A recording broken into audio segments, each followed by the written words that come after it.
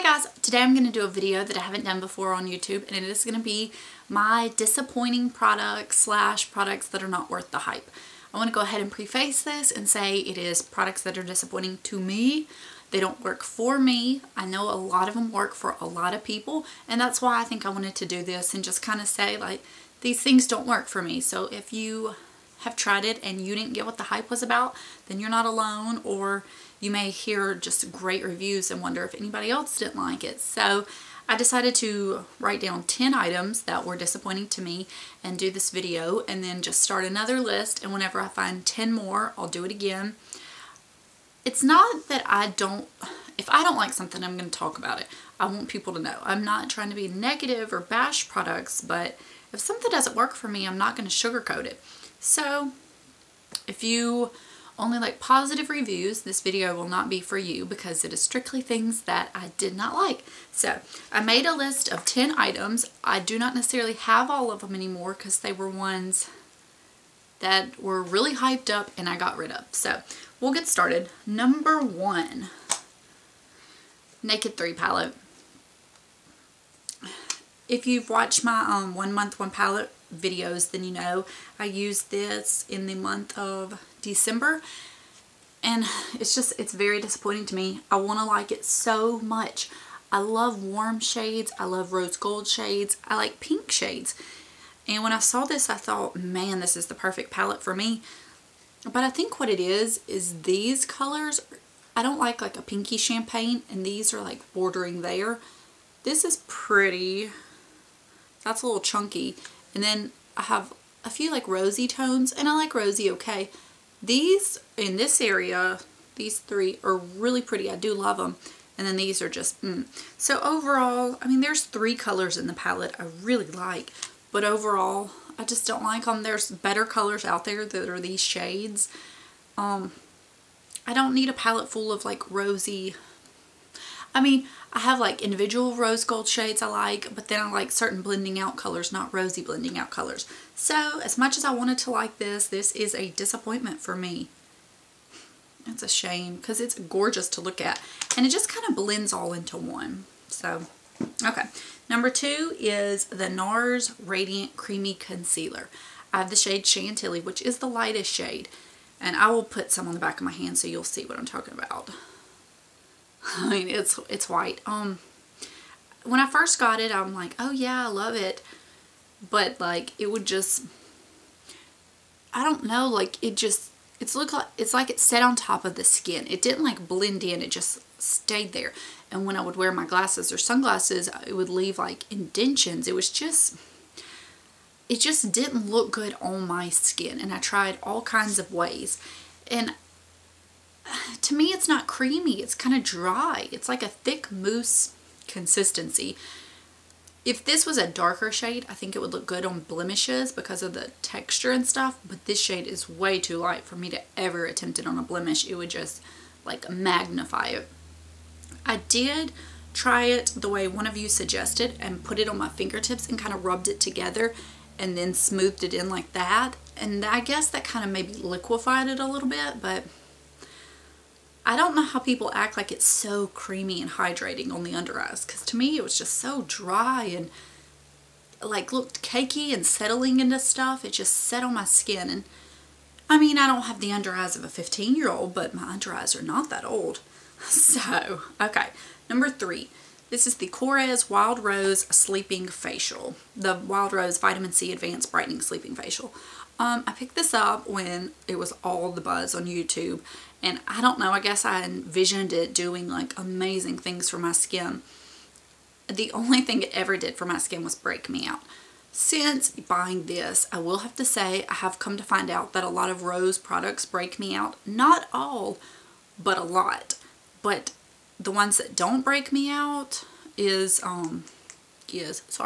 the Fresh, it's like a rose face mask. It doesn't break me out, and it really leaves my skin looking nice.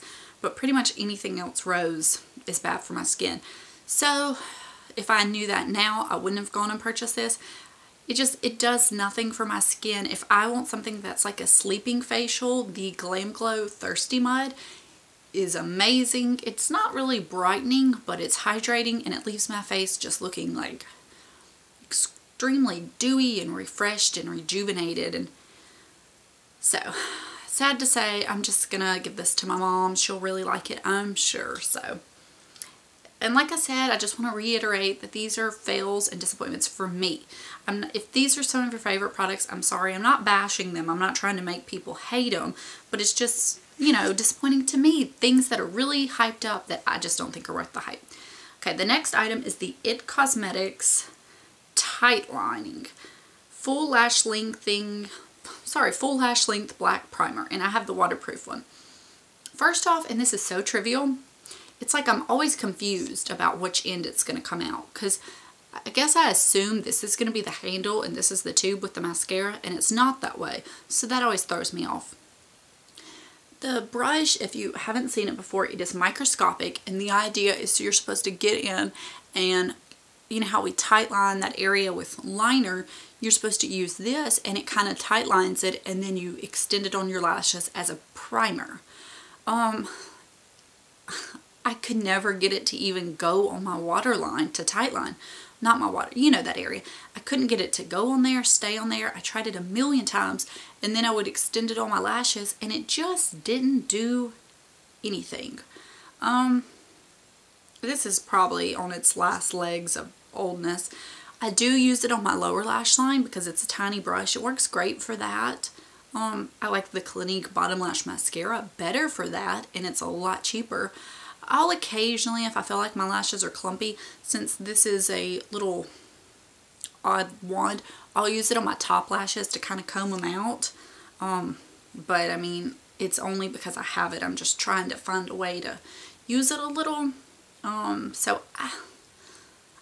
I can't recommend this at all for any use. But that's just me. I didn't find that it was just not good. If you want something on your lower lash bottom mascara, use the Clinique Bottom Lash. If you want something to comb out, find something from the drugstore. The L'Oreal Telescopic Shocking Extensions Mascara does the same job of combing out my top lashes, and it's a fraction of the cost. Okay, my next item that I think is not worth the hype is the Urban Decay DeSlick. This is a little mini sample bottle. It has a new packaging now. The all-nighter spray I think is a little bit better at making my makeup last. When I use this, it doesn't make my makeup last. It doesn't control oil whatsoever. I literally am using these to use them up, but it's just like an extra step that does nothing.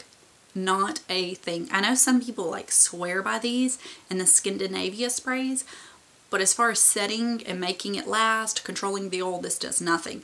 I do like to use a spray sometimes on my makeup when I'm done with it overall in the winter, like a MAC Fix Plus or something, because you just have that like almost dry, powdery look, and the MAC Fix Plus will kind of make it look a little dewy and not so powdery and dry.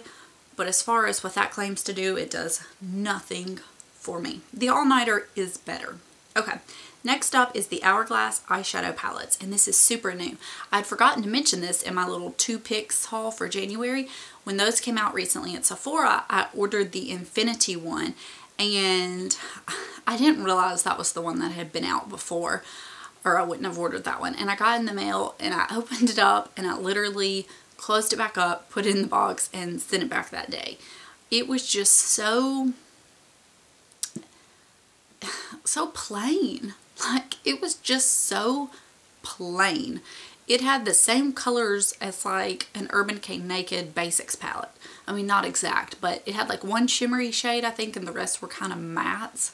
I could be wrong, but it just seemed so blah. Like, there's just, I could pick out a million different palettes that look like that. I could look at my Lorac Pro palette, the Pro 2, the matte shades, and one shimmer, and it looked like, it was just so unimpressive for the price point. It was a little powdery and chalky. It was just, I mean, if it was $20, maybe even $30, but for that price, it was just so not worth the hype. And apparently a lot of people are thinking that too. Okay, the next item is the Maybelline The Falsies Mascara. I don't have this, and I will probably never purchase it again. Part of me wants to one day because I hear people talk about it, but it was the most wet mascara in the world.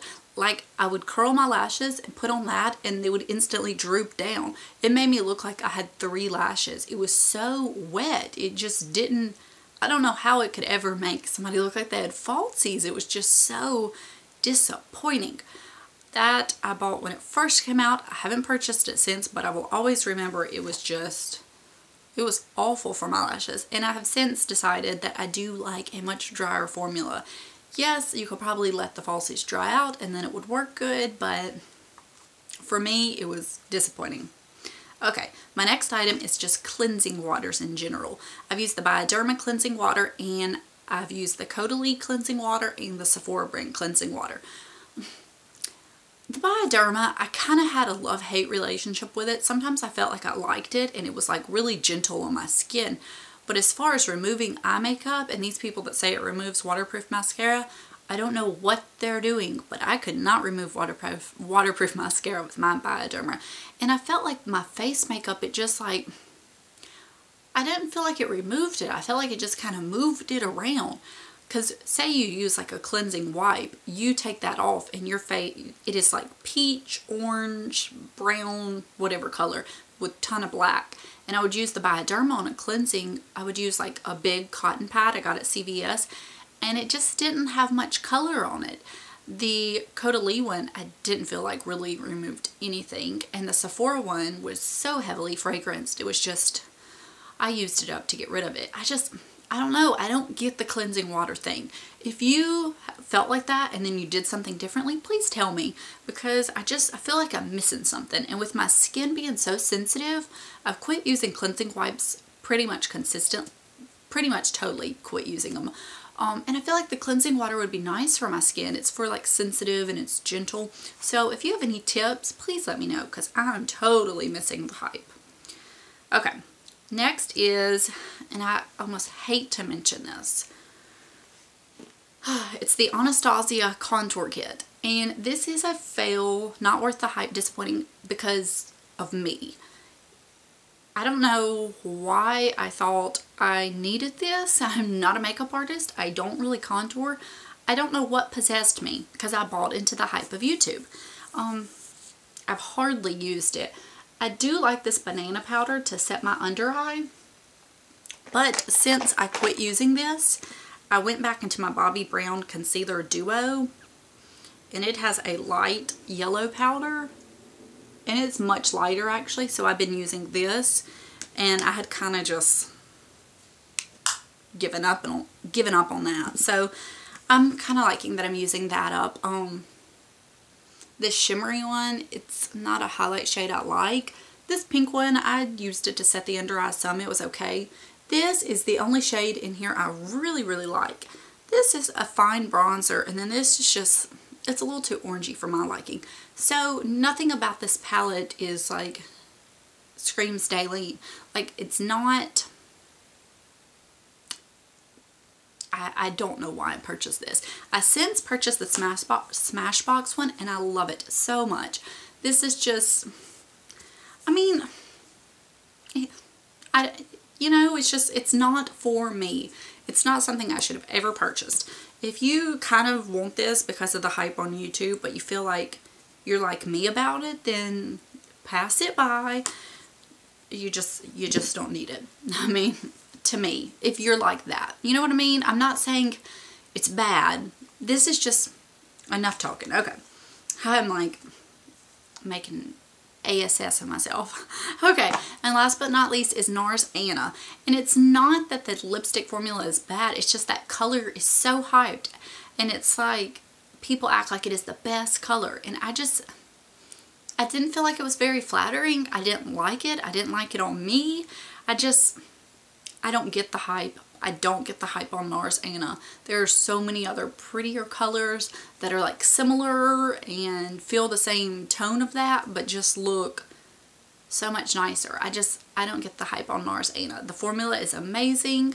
If you want to pick one up, I suggest Barbara. It is perfect, but I don't get Anna. So anyways, this is my video on products that I don't think are worth the hype or they're very disappointing to me.